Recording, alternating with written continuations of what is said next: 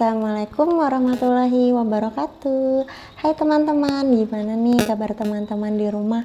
Semoga selalu sehat walafiat ya. Oh iya, pekan ini belajar IPA lagi nih sama Ibu Rika. Setelah kita membahas gerak lurus pada benda, pekan ini kita akan belajar mengenai gaya pada benda.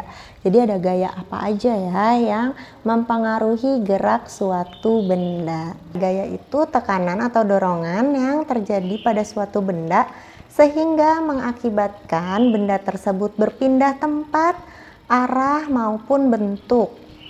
Nah, gaya-gaya itu ada 7 macam nih teman-teman yang paling sering terjadi dan kita alami. Pertama ada gaya otot. Gaya otot ini terjadi pada manusia dan hewan karena kita memiliki otot. Lalu ada gaya listrik. Gaya listrik terjadi apabila sebuah benda terkena aliran listrik. Lalu ada gaya pegas. Gaya pegas ini terjadi pada benda-benda pegas, contohnya ketapel. Lalu yang keempat ada gaya magnet. Gaya magnet ini terjadi di benda-benda yang memiliki muatan magnet, contohnya paku dan besi.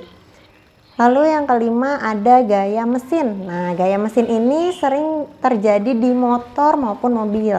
Lalu yang keenam ada gaya gesek.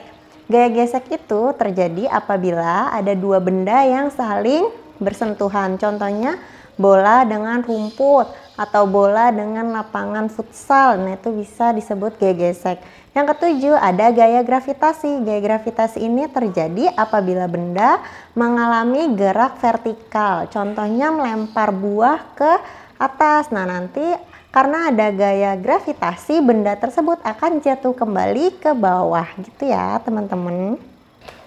Sekarang mengenai resultan gaya. Resultan gaya sama dengan gaya total yang terjadi pada suatu benda.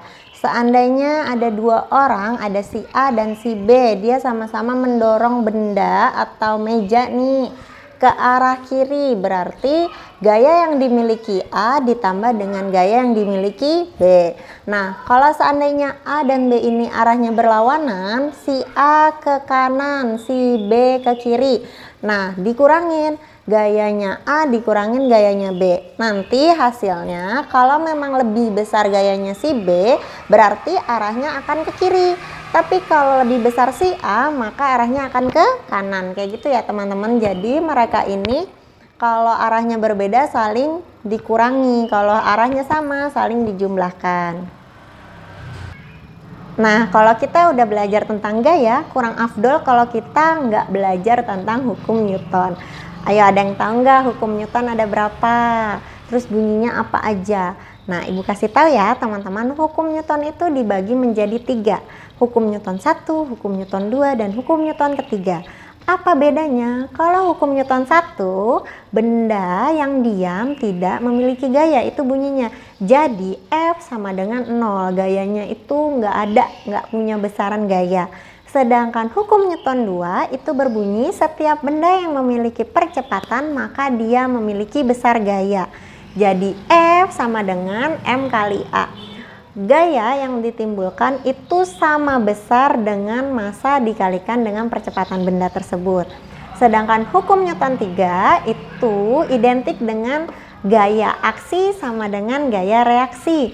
Jadi apabila ada ini Bu misalkan ya, ada orang nih si A sama si B, terus sama-sama mendorong meja dengan arah yang berlawanan. Si A dorong ke arah si B dorong ke arah si A. Nah, itu berarti ada hukum Newton 3, ada aksi, ada reaksi. Ada yang ditimbulkan. Nah, total gayanya gimana Bu? Total gayanya karena arahnya berbeda, maka gaya si A dikurangi besar gaya si B. Nah, itu menjadi total gayanya, besar gaya yang terjadi. Oke teman-teman, alhamdulillah nih pembelajaran kita sudah berakhir. Semoga materi yang Ibu berikan bisa membantu teman-teman ya. Dan tulis komentar teman-teman di forum yang sudah disediakan di e-learning. Oke teman-teman, selamat belajar. Wassalamualaikum warahmatullahi wabarakatuh.